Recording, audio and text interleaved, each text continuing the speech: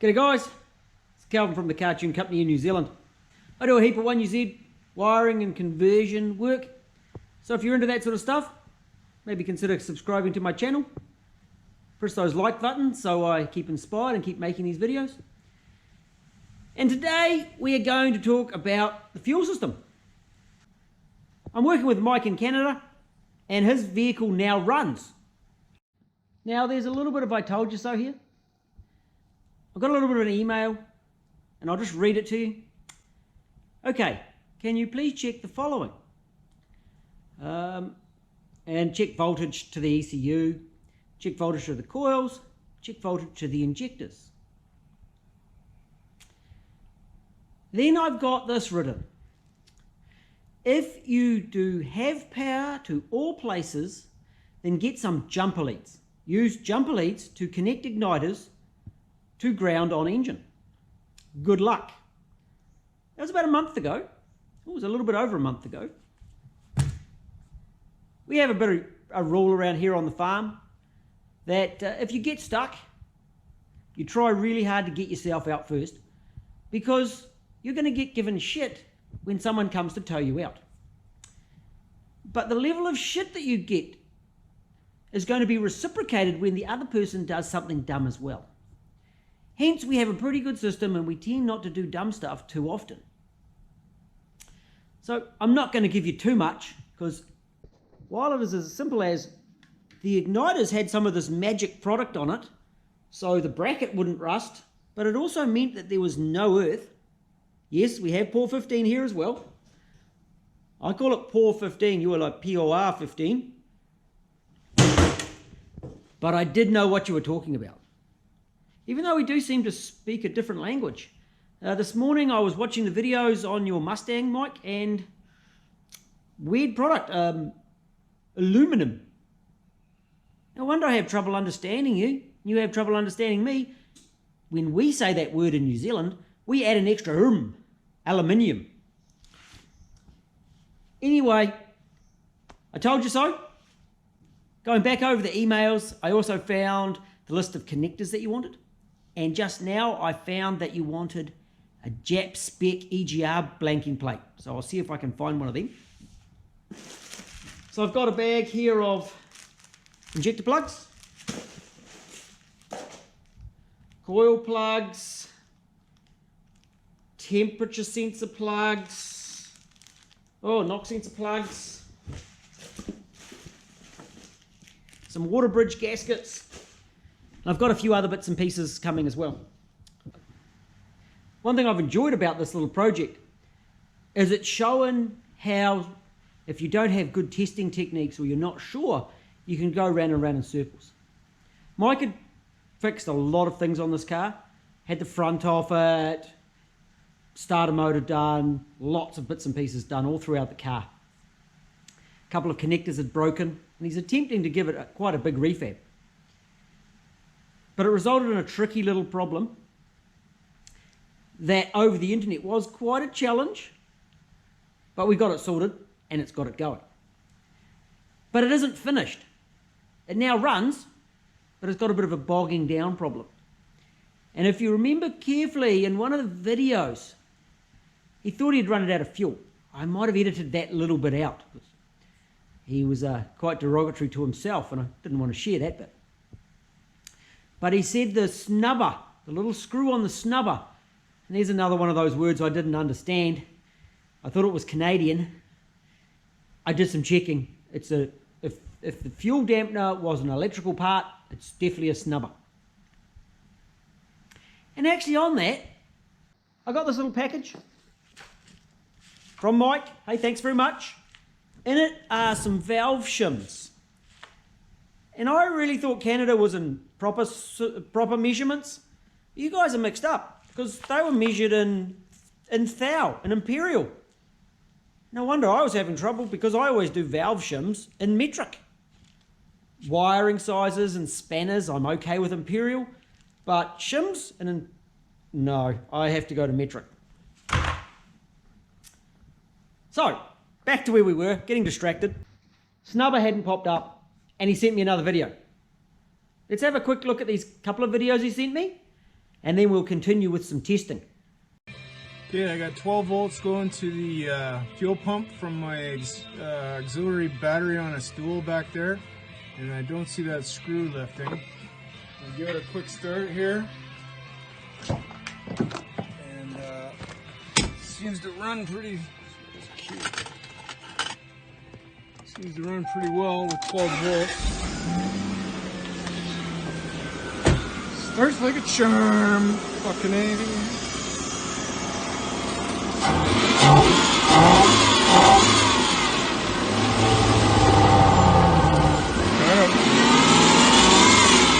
Kind of bogs a little bit. I don't know what that is. Okay, for this test, I'm running through the fuel pump ECU. Freaking keys.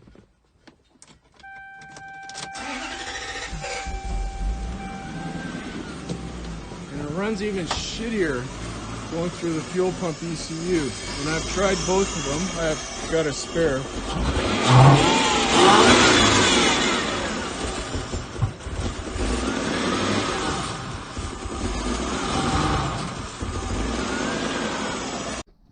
So Mike's car runs, however it's got a big dead spot, a big flat spot. And I'm thinking it's probably from a lack of fuel. So there's a really, really simple test that you can do, and I explain it a lot of times. Mike followed the instructions really, really well.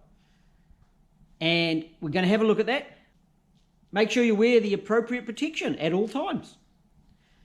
This test isn't perfect. However, it does give a pretty good idea, pretty good indication. So let's watch Mike see how he comes up and see what he finds.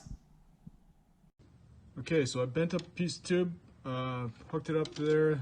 I capped the return line that's going to tank. I blew it out. I heard air in the tank. And when I disconnected this, a good amount of fuel squirted out until I got a finger on it. And I ran it and got not a drop. And that's running the engine through the fuel system ECU, and then I disconnected at the tank, at the pump, and I gave it 12 volts directly. I didn't bother running the car, and so I ran it 12 volts, which should send fuel in here as well. Not a drop. So the test that Mike did there is perfect in a normal car, and in most times it finds the problem. As I said, not perfect. If you've got a stuffed fuel pressure regulator, then if it's not allowing any fuel back to the tank, but that would normally run with using your eyes, smell, with a rich type bogging down, a different kind of way the car would be running, and black smoke, because it would be overfueling. There could be a faulty dampener. The washers under the dampener, but then normally the car won't run. So it is an indication, but not foolproof. And we're going to do that test in the workshop. I happen to also have just done the same test on a car. I'm going to try and find that footage. I'm not sure whether it'll go in this video or separate, but let's see how we get on with that. So I'm going to test Old Yeller. Old Yellow runs. We've seen it running in the other videos, but now we're going to do some fuel testing and some explanation, because this is a subject that so many people get wrong. I had a customer turn up with this. They'd be trying to sort their engine, and it's an old, well, it's not an old, it's a Goss, but a facet style pump. It's not enough to start a 1UZ. It also had a mobilizer because it was VVTi. But it's a subject that a lot of people get wrong, or don't understand why, when the mechanic says we want at least 120 litres an hour, that we're saying these things. So we're going to explain that too, and hopefully in a language that everybody can understand. Here is Old Yeller. It's wired with 2 wires and it runs. We've shown that. This is the fuel dampener, and I did a little video on that, and there's a screw in the center of it, or the snubber. screw in the center should pop up when it has fuel pressure. And if it does that, it shows it's got enough fuel to start. So that's the dampener.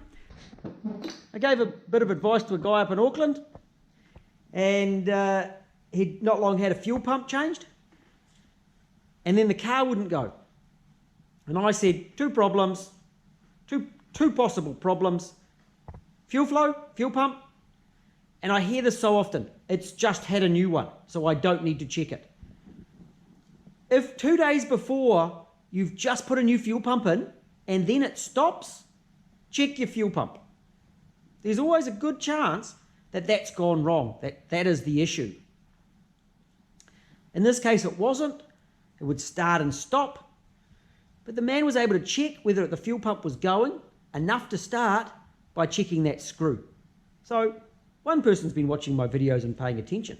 That makes me happy. I have a jug. My fuel pump in a bucket. Has a regulator fitted with a return line going straight back in.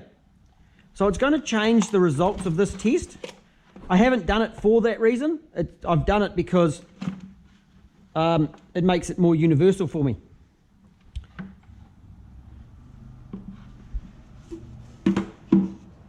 Tip of the day is earth your igniters. Earth your igniter. We're going to do this really simple test.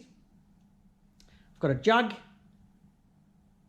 I'm going to power my fuel pump up directly. However, if you're doing it in a car, you can simply just start the car. On this one, the return line is here. Comes round to my jug. And we're going to power it up. So we fire up the fuel pump, and as you can see here, it's a tiny dribble. But it is more than Mike's got, and you have seen old yellow run. And that's because I've got that regulator on it. So we run that for about 30 seconds. I've got about 250 mils. That's about enough for one injector. I times it, so I've got 250 mils in 30 seconds, 500 mils in a minute, times an hour, 30 litres an hour. Yes, 30 litres an hour. And that's not enough. We also need to consider the fuel pump resistor. So they're located in these cars, and I will try to get up that video of the testing on the LS400, and I show the bypassing of that. So that's something else to consider. Now, the recommendation I make is 120 litres an hour for the fuel pump at 3 bar. The pump I use is a Nippon Denso part. Now this little sucker is a 240 litre per hour fuel pump at 3 bar. Also, when you're doing fuel systems, don't forget your fuel filter. That's really important. This is the one I use for the VVTIs, and I use them at 4 bar. And I'm going to discuss, of course, why I recommend 120 litres an hour as a minimum. And people go, the car doesn't use that. And they're thinking, you know, you drive your car, drive at 100 k's an hour, use 10 to 20 litres per 100 k's an hour, 10 to 20 litres an hour. Let's do the maths on that, shall we? I've got the whiteboard. I've made sure I've got the white pen and not the paint pen, and we'll do a little bit of maths. And I'm also going to compare it to those sprint boat things that I run. So if you're looking at the sprint boats, to get enough flow, we run a mechanical pump. This particular pump only flows 4.31 gallons of methanol a minute. That's not enough for the big boats, but it's one that I brought back from the US this year. It's quite interesting when you fly on a plane with security. I got checked for explosives. I had jet unit blades in my bag, so that got checked. I had a fuel pump in my carry-on coming back because I couldn't fit it in my check-in because there was a cylinder head in there and I was over my weight limit. And I really should have just popped up to Canada to fix Mike's car while I was out and about around the world. So we have these little squirty things here called the injectors, and this is going to be a bit flicky. Let's take the injector, the purple injector. That pen's shit, isn't it? Let's get a better pen.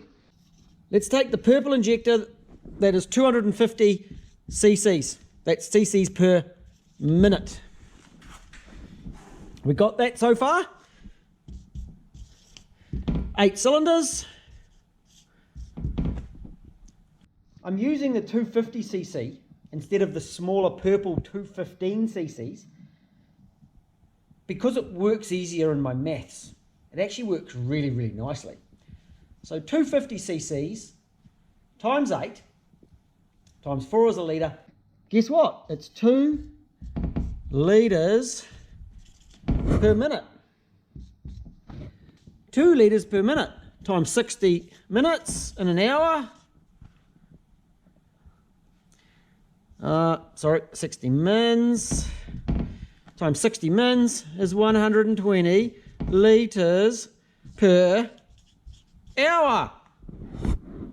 So did we get that? That injector for 1 minute at 100% duty cycle at 3 bar of pressure, 3 bar, 45 psi, will flow 250 cc's. And whilst you only might have that fuel consumption for milliseconds, that's its requirement. Those injectors can flow 2 litres of fuel into that engine per minute. So it's important that we have enough fuel to do that. Just for a moment, as a comparison, we'll talk about that sprint boat thing. We were running that size injector. Oh, wait, no, we weren't. There we go. Yes, 5,000 cc injectors. They were rated at 90 psi. Or 6 bar. 5,000 times 8.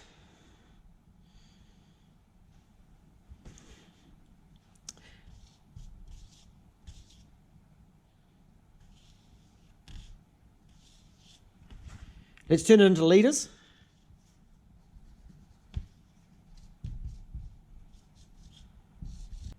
Potential to use 40 litres a minute.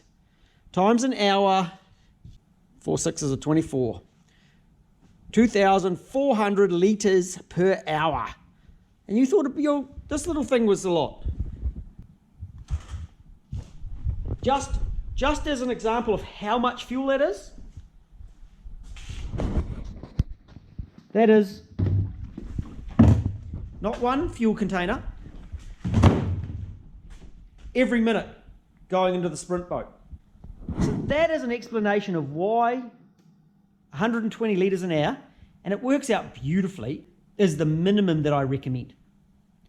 A bit more is better.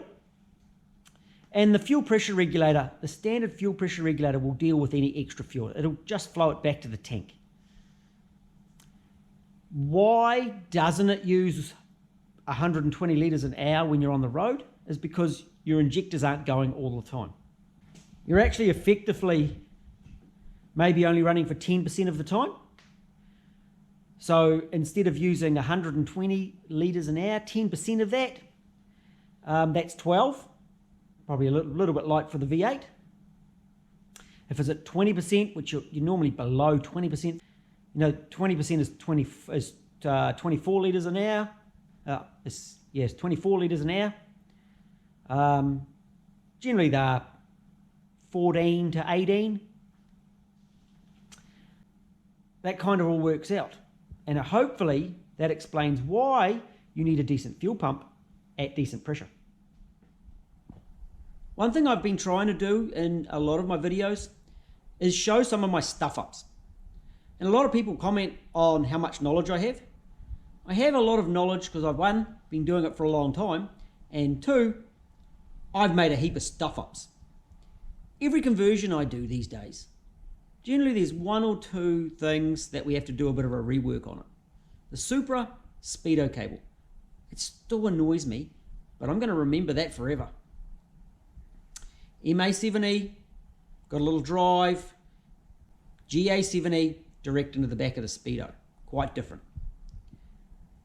With fuel pumps, I did one conversion, late model Hilux, and I thought, I know how to solve this. I'm going to put a brand new genuine pump into the tank.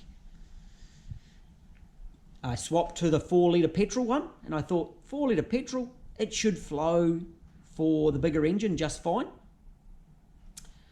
Once I got the vehicle running, it had a lot of fuel added in the top end. Aftermarket computer, so I could see it, and I knew something wasn't right. When I tested the fuel pump using this method, running at 4 bar, because it was a returnless system, I had 60 litres per hour. And that's why the vehicle didn't perform up top. So out came the genuine proper one that fitted into that tank, and I modified my little Nippon Denso high flow into that tank. And it also means going forward with conversions, I can give better advice because I've been there, I've done that, and I know good solutions that are simple and easy to work with.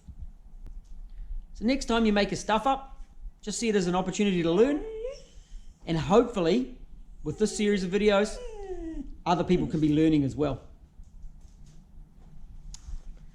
Oh, miss. What are you doing? Someone else wants to be involved in the video. Come here, miss. Come here. Up, up. Good girl. Sit down. So if you make some stuff ups, remember it's a good opportunity to learn, laugh at yourself, and there's been plenty of laughs between Mike and myself, and I hope everyone takes this the right way, because Mike has made some stuff ups throughout this. But hey, he's been open about it, and we've got on, and hopefully Mike can get his car fixed, get out of the shed, back on the dating scene, because there are times that he really does need to clear his head. So I hope that helps a little bit towards sorting out fuel pump issues. I always prefer an in-tank over an external. Sometimes it's not possible. I like a good quality pump, hence I use genuine Denso. And hopefully, fingers crossed, when Mike's pump arrives and he pops it into the tank, it's all going to be good. And that car's going to be up and driving. I've been trying to do some cam and crank sensor testing on Old Yeller. So I'll try and get that one nailed too. Otherwise, we might have to find another vehicle to do some testing for that video. One of the goals of this video and its associated videos is to show you how you can test stuff at home with basic tools. And just cross things off the list. Get them sorted, get them done, and move on. So you don't go round and round in circles. And you can get away with a lot of stuff with basic as tools. I'd like to thank Mike for allowing me this opportunity, because he's given me real life situations and dealing with things that people at home doing it yourself will experience. They'll end up going around in circles, they'll repeat stuff, or they won't quite understand little things and go off on a tangent that isn't really that important. And the videos wouldn't have been quite as good if he had have listened to me at the beginning and earthed those igniters. I think we've shown some really valuable information here. Thanks, Mike. You're a good sport. And if you've got this far, how about you push that subscribe button? That'd be really helpful. And we'll talk to you again. Catch you later.